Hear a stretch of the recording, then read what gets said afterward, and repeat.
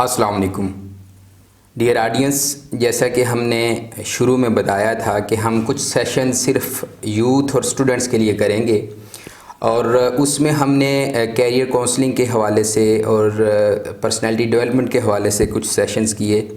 एक बहुत बड़ा सवाल जो आम तौर पे यूट्यूबर से पूछा जाता है कि चैनल कैसे बनाया जाता है, उसके व्यूज़ कैसे लिए जाते हैं, उसको मोनेटाइज़ कैसे किया जाता है। तो आज हमने कोशिश की है कि ऐसे चंद सवालों को पेश नज़र रखते हुए हम उन सारे सवालात को एड्रेस करें कि जो आम तौर पे नए यूट्यूबर्स को दरपेश मसाइल होते हैं, उनके क्वेश्चंस होते हैं। आज हमारे साथ मौजूद हैं अहमद हसन।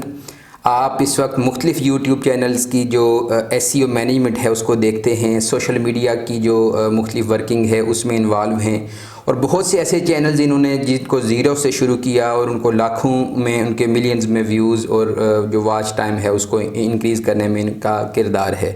तो आज हम इनसे बिल्कुल इब्तदाई चीज़ों से लेके जो एडवांस लेवल की चीज़ें हैं वो डिस्कस करते हैं। तो पहला जो मेन सवाल पूछा जाता है, आपको अपने चैनल पे हम खुशामदीद कहते हैं।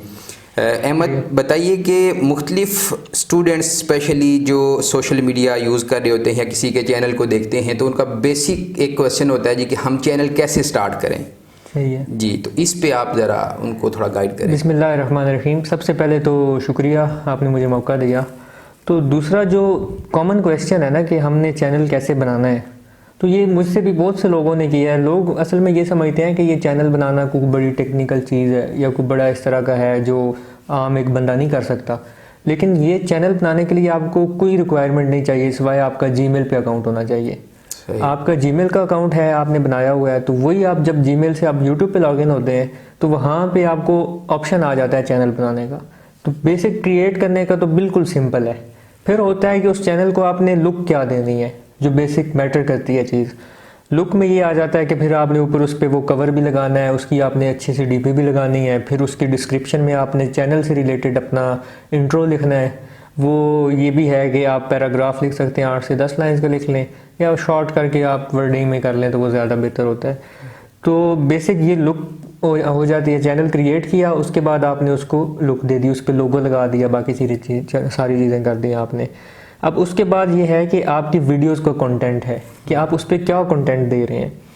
कंटेंट के हिसाब से फिर आगे उस चैनल की प्लेलिस्ट बनती हैं। फॉर एग्जांपल आप पॉलिटिक्स पे दे रहे हैं तो आपने उस चैनल पे एक पॉलिटिक्स की प्लेलिस्ट बना ली है। ऐसे ही अगर आप दे रहे हैं किसी इंफॉर्मेटिव चीज़ पे, एजुकेशन पे दे रहे हैं तो आपने उसकी लिस्ट बना ली है, तो प्ले लिस्ट बन जाती हैं। तो ये बेसिक चीज़ें हैं जिससे कोई भी अगर आपका चैनल क्लिक करता है तो वो देखेगा कि वाकई इन्होंने हर चीज़ जो है ना चैनल क्रिएट करने में वो परफेक्ट की हुई है। सही। अच्छा, इसमें कुछ जो नए यूट्यूबर्स होते हैं वो जल्दी मोनेटाइज करवाने के हवाले से कुछ सब्सक्राइबर्स जो है वो परचेज़ करते हैं, इस बारे में आपका क्या ख्याल है? देखें, ये ऐसे ही है कि आपने एक बिज़नेस शुरू करना है, आप उस बिज़नेस को स्टार्ट करके बैठ गए हैं, फिर आप अपने वो उस पर लाने के लिए लोग, फिर आप पैसे लगा रहे हैं। ये एक ऐसी चीज़ है और फिर वो एक टाइम पे आते हैं, उनको चीज़ नहीं पसंद आती, वो चले जाते हैं, जिसका ज़ाहिरी बात आपको कोई फ़ायदा नहीं होता। इसकी बजाय मैं जो चीज़ रिकमेंड करता हूँ वो ये है कि आप टोटली ऑर्गेनिक ट्रैफिक है ना उसको बिल्ड करें। वो आपको लॉन्ग टाइम जो है फ़ायदा देगी। उससे ये होगा कि आपकी फ़ैन फॉलोइंग बनेगी आपके कंटेंट को देख के। सबसे बड़ी चीज़ जो मैटर करती है वो तो कंटेंट है। अगर आपने कंटेंट अच्छा दे लिया है, यूनिक दे लिया है, तो फिर आपको किसी फेक ट्रैफिक की ज़रूरत ही नहीं है। आपको एज मिल जाता है, आपने उसके SEOs परफेक्ट कर लिए हैं, जो आगे चल के उसकी भी डिटेल्स आपको बताएंगे। लेकिन ये है कि फेक ट्रैफिक की बजाय जो मेरा जो रिकमेंड करता हूँ वो ये है कि आप चाहे कम व्यूज़ हों शुरू में, लेकिन आप ऑर्गेनिक पे रहें, और दूसरा आप वॉच टाइम पूरा करके, सब्सक्राइबर्स पूरा करके मोनेटाइज तो करवा लेंगे। फिर मोनेटाइज होने के बाद क्या होगा, वही आपकी एक वीडियो पे 100 व्यूज़ बैठा होगा, 15 व्यूज़ बैठे होंगे, 200 बैठा होगा।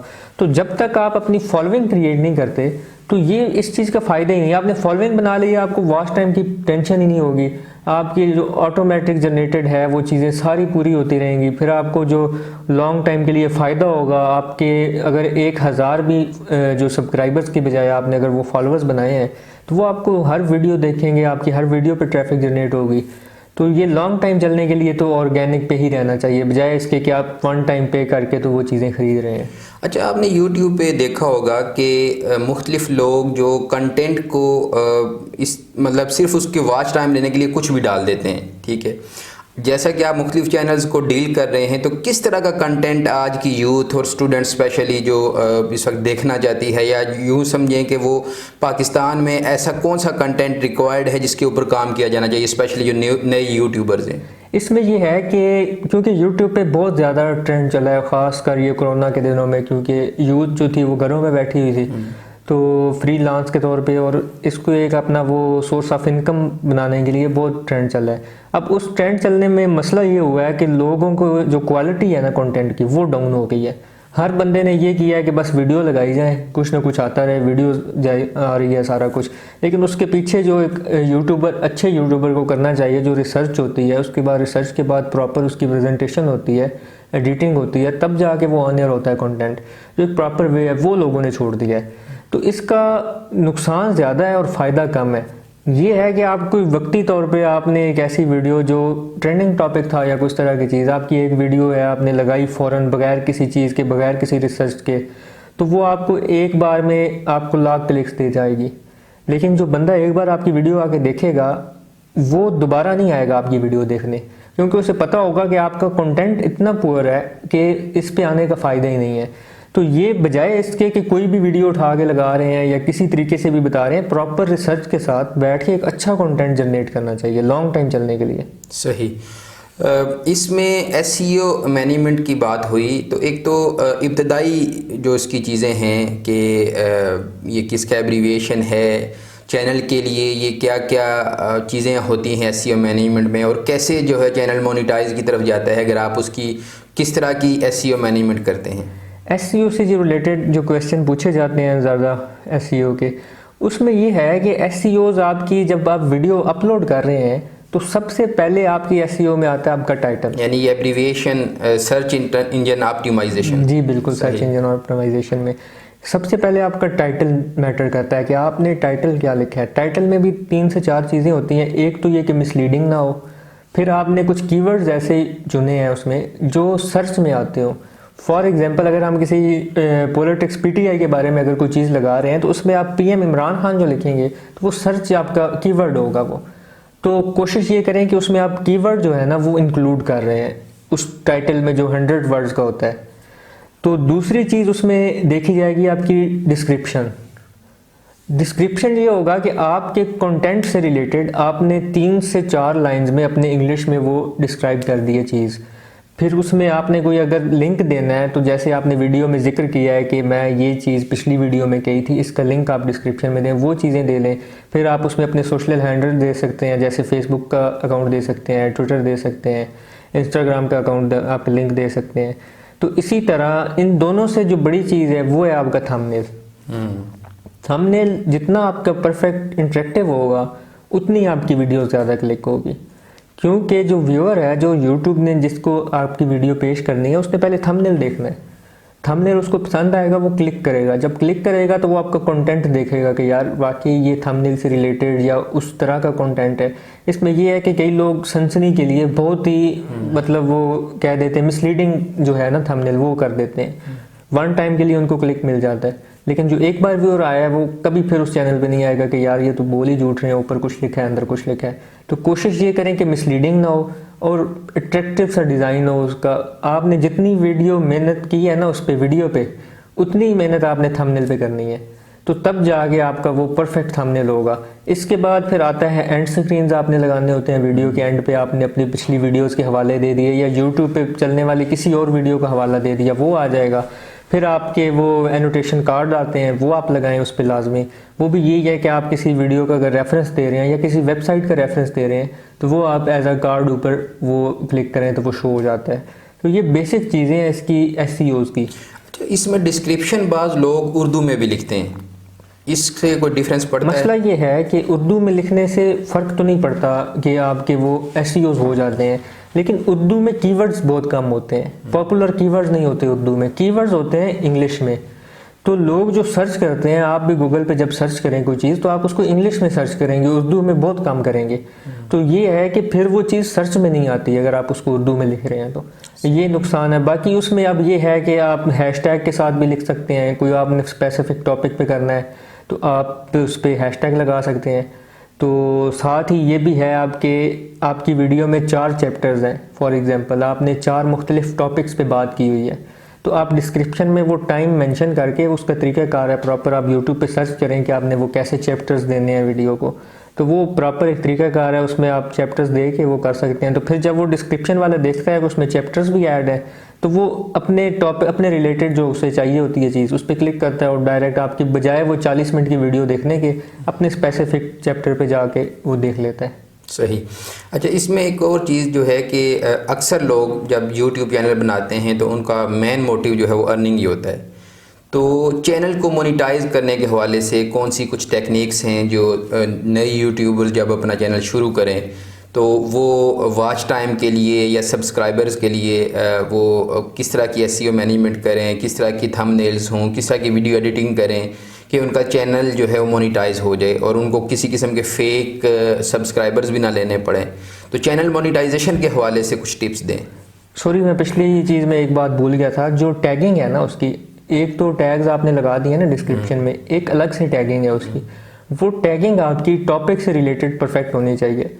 अब मैंने कई लोग ऐसे देखे हैं जो टॉपिक और होता है, नीचे टैगिंग कहीं और कर रहे होते हैं, तो इसका नुकसान ये होता है कि आप अगर वो कीवर्ड्स लिख के सर्च भी करें ना उस पर यूट्यूब पे, तब भी आपकी वीडियो सर्च में नहीं आएगी। तो बेशक वो उसने 500 वर्ड के दिए होते हैं आपको ऑप्शन कि आप 500 वर्ड के आप वो टैग्स लिख सकते हैं, लेकिन कोशिश ये करें कि वीडियो से रिलेटेड टैग्स रहें। अब जो आपने बात की मोनेटाइजेशन की, लोग ये समझते हैं जो हमारे नए, क्योंकि हर बंदे को होता है कि यार फॉरेन अर्निंग स्टार्ट हो, अब वो कहते हैं कि जी पहले दिन चैनल बनना है तो ये मोनेटाइज हो जाए, ठीक है, चाहे किसी तरीके से हो जाए, फेक तरीके से हो जाए, जैसे हो जाए। उसका नुकसान ये होता है कि वो वन टाइम मोनेटाइजेशन के पीछे चक्करों में वो कंटेंट वीक हो जाता है। तो ठीक है, जितना आपका कंटेंट वीक होता है, फिर आप चाहे मोनेटाइज होके भी बैठ गए हैं ना, तो जब आपका फ़ैन फॉलोइंग नहीं बनेगी, जब आपके सब्सक्राइबर्स आपको उस तरह से नहीं लेंगे सीरियस, तो ये ऑटोमेटिकली आपको उस जो है ना मोनेटाइजेशन का कोई फ़ायदा नहीं होगा। जो एसईओज़ मैंने ये बताए हैं, बेसिक्स यही हैं, ये आप परफेक्ट करके चैनल स्टार्ट करें और अपने कंटेंट पे तवज्जो दें। ठीक है, अगर आपने कंटेंट स्ट्रॉन्ग कर लिया है तो आपको किसी फेक ट्रैफिक की, किसी चीज़ की ज़रूरत नहीं है। बाकी इसमें मेरिट है हर बंदे के लिए, जो अच्छा कंटेंट दे सकता है वही हिट हो सकता है इसमें। बस चीज़ ये मैटर करती है कि आपने उस पर कंटेंट जो है ना वो अच्छा रखना है। सही। अच्छा, जैसे आपने कोविड का जिक्र किया, जॉबलेसनेस तो बड़ी है इस पहली लहर से और अभी दोबारा एक्सपेक्टेड है कि कोविड की नई एक लहर आने वाली है, तो इसमें जॉबलेसनेस भी होगी और फिर ये भी चांसेस हैं कि तालीमी इदारों को पहले तरीके से ही वैसे, यानी स्टूडेंट्स या यूथ जो है वो आमतौर पर घरों में ही होगी। सोशल मीडिया में कौन सा प्लेटफॉर्म आप ज़्यादा बेहतर समझते हैं कि जहाँ पे अर्निंग का, कंटेंट का और काम आसानी से हो सकता है, स्पेशली जो स्टूडेंट्स हैं जो घर में फ्रीलांसिंग करना चाहते हैं, वो मतलब मुख्तलिफ इस वक्त सोशल मीडिया जो प्लेटफॉर्म्स हैं उसमें से सबसे बेहतर कौन सा है? अगर अर्निंग के पॉइंट ऑफ व्यू से देखें तो जो सबसे अच्छा अर्निंग का सोर्स है वो पाकिस्तान में है अमेज़ॉन का, क्योंकि इसकी अभी बिल्कुल नई नई आ रही हैं चीज़ें, लोगों को पहले नहीं आइडिया था ये क्या चीज़ है, लेकिन वो थोड़ा सा टफ़ है, उसमें आपको सीखना ज़्यादा पड़ता है, आपको टाइम ज़्यादा देना पड़ता है ये चीज़। तो उसके बाद अगर आपने करना है तो फिर आपके लिए यूट्यूब बेस्ट है। इसके अलावा भी हैं, अपवर्क पे आप डिज़ाइनिंग कर सकते हैं, आपकी कोई स्किल्स होती हैं वो आप उस पर कर सकते हैं, आप फेवर पे कर सकते हैं, और हर मतलब डिफरेंट हैं जो आप फ्रीलांस के तौर पे कर सकते हैं। लेकिन जो यूट्यूब है ना, इसमें ये है कि आपका उसमें ये होता है कि आपको क्लाइंट्स मिले हैं, आपने उनका काम किया है, दे दिया है, कुछ उन्होंने वेबसाइट्स वालों ने रखा है, कुछ कोई आपके और चार्जेस है, ये टोटली 100% आपका है। ठीक है, इस पे आपने, अगर आप में वो है कि आपने कंटेंट अच्छा बना लिया है, आप में कोई टैलेंट है, आप कुछ चीज़ अच्छे से प्रेजेंट कर सकते हैं, आपको पता है कि यार ये मेरी स्पेशलाइजेशन है इस चीज़ में, तो आप उसको लोगों तक बताएं। क्योंकि अब देखें, अगर आप स्टूडेंट्स भी हैं ना, तो स्टूडेंट्स बजाय इसके कि वो रेफरेंस कहीं और से देखें, वो पहले यूट्यूब से देखते हैं कि ये हमारा हिस्ट्री ऑफ अमेरिका अगर हम सर्च कर रहे हैं, पढ़ रहे हैं, तो ये इसका कंटेंट जो देखने के लिए वो, क्योंकि अब ज़माना इसका आ गया है कि बजाय वो लोग पढ़ने के लंबे लंबे टॉपिक्स जो होते थे वो पढ़ें, उनकी ट्रांसलेशन देखेंगे, वो अब वीडियोज़ को लोग ज़्यादा प्रायोरिटी देते हैं। तो YouTube जो है ना ये बेस्ट प्लेटफॉर्म है अगर आप जॉबलेस हैं या आप घर में बैठे हैं या जो भी, क्योंकि जॉबलेस भी बहुत लोग हुए हैं ज़ाहिर बात है कोविड की वजह से। तो आप अगर सलाहियत है आप में तो ये आपके लिए बेस्ट प्लेटफॉर्म है सबसे। अच्छा, एक और चीज़, जैसे थंबनेल्स की बात हुई, वीडियो एडिटिंग की बात हुई, कहा यह जाता है कि YouTube पे सारा कंटेंट पड़ा है। कुछ ऐसी टिप्स दें स्टूडेंट्स को और बिलखुसूस जो फ्रीलांसिंग शुरू करने जा रहे हैं कि अगर उन्होंने वीडियो एडिटिंग सीखनी है या थंबनेल बनाना सीखना है या एसईओ मैनेजमेंट सीखनी है, तो वो किस तरह के कंटेंट को सर्च करें कि वो ख़ुद से वो चीज़ें उनको यूट्यूब से ही मिल जाएँ सीखने के लिए अपने चैनल के लिए। असल में अगर यूट्यूब से किसी ने सीखना है बिल्कुल, तो सबसे अच्छा जो प्लेटफॉर्म है ना वो यूट्यूब खुद है। बहुत कम लोगों को पता होता है कि यूट्यूब की एक एकेडमी है अपनी, उसमें उसके 40 चैप्टर होते हैं, वो बाकायदा एग्ज़ाम्स होते हैं, जिस तरह वो उस तरह आपने एग्ज़ाम्स देने होते हैं। फिर अगर वो आप क्लियर कर लेते हैं तो यूट्यूब सर्टिफाइड आपके पास सर्टिफिकेट वो दे देते हैं। तो जिसने वो 40 वो लेसन जो है वो क्लियर कर लिए हैं, उनको पढ़ लिया, अच्छे से अंडरस्टैंड कर लिया है, उसको वीडियो एडिटिंग के लिए, उसमें वीडियो एडिटिंग भी काफ़ी चीज़ें हैं उसमें, लेकिन ये है कि उस तरह से आपके पास एडोब प्रीमियर वाली या वो वाली एडिटिंग नहीं है। लेकिन आपके जो थंबनेल हैं उसके हवाले से कैसे होने चाहिए, डिज़ाइन कैसा होना चाहिए, डिज़ाइन अच्छा बनाने के लिए आपको क्या क्या वेबसाइट या सॉफ्टवेयर मिल सकते हैं, वो उन 40 चैप्टर्स में A to Z यूट्यूब पे कंप्लीट है। मैं तो ये रिकमेंड करता हूँ कि जो भी यूट्यूब बनाने से पहले या बनाने के दौरान भी आप कर सकते हैं, तो वो उस चीज़ को लाजमी करें कि आप ना यूट्यूब के साथ स्टडी कर रहे हैं कि इसका वो क्या है जिस तरीके से आप हिट हो सकते हैं। तो वो आपको 40 जो है ना इसके लेसन्स जो हैं वो लाजमी उसके करने चाहिए। यूट्यूब एकेडमी, क्रिएटर एकेडमी के नाम से आता है, आप गूगल पे सर्च करेंगे तो वो आ जाएगा। सही। अच्छा, सेकंड लास्ट क्वेश्चन जो है वो आमतौर पे पूछा जाता है जी कि यूट्यूब सर्कमस्टांसिस ऐसे आते हैं मुख्तलिफ के जिसमें बहुत वक्त बंद हो जाती है, तो किसने कंटेंट अपलोड किया हुआ था क्या वो रिकवर हो जाता है, चैनल मौजूद रहता है, या जैसे अभी हाल ही में एक प्लेटफॉर्म जो है वो बंद हुआ, तो फिर इससे थोड़ी सी उनके अंदर मायूसी भी आती है, जो नए स्पेशली यूट्यूबर्स होते हैं कि वो एतमाद नहीं आता उनके अंदर। तो इसके कितने चांसेस होते हैं कि अगर ब्लॉक भी हुई है किसी वजह से, या अगर वो दोबारा किसी वो क्या उनका डाटा वैसे ही सेव रहता है और उनको वो वहीं से दोबारा शुरू कर सकते हैं? इसमें ये है कि जो ब्लॉक होता है ना वो होता है कंट्री वाइज, वो आपका ओवरऑल यूट्यूब ब्लॉक नहीं हो रहा, आपके कंट्री में, स्पेसिफिक कंट्री में वो चीज़ ब्लॉक हो रही है। डाटा आपको उधर ही पड़ा है, आप चाहे 10 साल बाद भी ओपन करके देखें। ये है कि आपको डायरेक्ट ओपन नहीं होगा जहाँ पे बैन है, फॉर एग्जांपल पाकिस्तान में यूट्यूब बैन है तो यहाँ से आप एक्सेस नहीं कर सकेंगे, आपको उसको प्रॉक्सी लगा के करना पड़ेगा या जो भी, लेकिन आपका डाटा सेव है। आप कनाडा में बैठ के देखें, अमेरिका में बैठ के देखें तो आपको वो वीडियोज़ चल रही होंगी। तो इसके लिए वैसे ये रिकमेंड भी है कि आपको पाकिस्तान का स्पेसिफिक कंटेंट होना चाहिए, लेकिन कोशिश ये करनी चाहिए कि कुछ आपके कंटेंट ऐसा भी हो जो वर्ल्ड वाइड देखा जाए। तो उसमें ये होता है कि फॉर एग्जांपल, पहली बात है ऐसा कुछ होने वाला नहीं है, लेकिन अगर होता भी है बैन फॉर एग्जांपल, तो आपके कुछ इंटरनेशनल ऑडियंस हो, फिर आपको फ़र्क नहीं पड़ता कि किस कंट्री में बैन हुआ है। फिर इंटरनेशनल ऑडियंस का आपको ये भी फ़ायदा है कि वो ज़्यादा पे करते हैं, CPM कॉस्ट पर मिनट जो होता है पाकिस्तान की निस्बत बहुत ज़्यादा वो अच्छा पे करते हैं। सही। Last but not the least, हमारे जो व्यूअर्स हैं उनको आप कुछ ऐसे टॉपिक्स, कुछ ऐसे मौज़ूआत सजेस्ट करें कि किस तरह का कंटेंट जो है वो सजेस्ट उनको करें कि जिसके ऊपर वो अगर नया अपना चैनल शुरू करने लगे हैं तो वो कौन कौन सा कंटेंट है जिसके ऊपर अभी काम होना बाकी है या जिसको अभी आने वाले दिनों में देखा जाएगा? देखिए, इसमें ये है कि ये आप पे डिपेंड करता है कि आप क्या क्रिएट कर सकते हैं। अब मेरा है जो मुझे ज़्यादा है वो कंटेंट पे ग्रिप है, वो न्यूज़ में है। अब मैं न्यूज़ को छोड़कर अगर वो बच्चों के चैनल बनाऊंगा तो जाहिर बात है वो मेरी फील्ड नहीं है। तो ये जो चैनल बना रहा है ना उसके कॉन्सेप्ट क्लियर होना चाहिए कि यार मेरी ये फील्ड है, मैं इस फील्ड में बेस्ट परफॉर्म कर सकता हूँ। अपनी पहले तो ये है कि आप अपनी डायरेक्शन जो है ना उसको सेट करें। आपने डायरेक्शन सेट कर दी है तो चाहे अब न्यूज़ में सैकड़ों चैनल्स हों, लेकिन आपने कंटेंट अच्छा दे लिया, अपनी डायरेक्शन सेट करके आपने शुरू कर दिया तो वो आप कभी भी उस पर मार नहीं खाएंगे, इंशाल्लाह वो अच्छा ही चलेगा। सही। डियर ऑडियंस, हमने जैसा कि कुछ जो बेसिक क्वेश्चंस होते हैं पूछे जाते हैं उनको कोशिश की है एड्रेस करने की। इसके बावजूद भी अगर आपका कोई क्वेश्चन हो या किसी बात भी आप पूछना चाहें तो डिस्क्रिप्शन में अहमद हसन की डिटेल्स भी होंगी, आप कमेंट्स में पूछ सकते हैं, इनसे पर्सनली पूछ सकते हैं। और कंटेंट के हवाले से, एसईओ मैनेजमेंट के हवाले से, और यूट्यूब का चैनल कैसे शुरू करना है, उसकी अर्निंग कैसे हो, ये बुनियादी चीज़ें अगर फिर भी आपको मज़ीद कोई चीज़ पूछनी हो तो वो उसकी डिटेल डिस्क्रिप्शन में मौजूद होंगे। हमारा जो मेन फोकस है हमेशा से वो यूथ एम्पावरमेंट के लिए है, स्टूडेंट्स को अपलिफ्ट करना, यूथ को अपलिफ्ट करना और उनकी कैरियर काउंसलिंग करना, उनके हवाले से, चाहे वो फ्रीलांसिंग में काम कर रहे हैं, वो जॉब्स कर रहे हैं, वो बिज़नेस कर रहे हैं, इस हवाले से हम जो है वो कोशिश करते हैं कि किसी न किसी उस फील्ड के बंदे से जो है वो इंसाइट्स लेके आएँ। तो उम्मीद करते हैं कि आज का सेशन आपके लिए हेल्पफुल होगा। टीम अब्दुल अमार मुनम की तरफ से आपका बहुत शुक्रिया, अहमद हसन आपका बहुत शुक्रिया सर। और इंशाल्लाह मिलते हैं किसी नए सेशन के साथ, किसी नई बात के साथ। अल्लाह हाफिज़।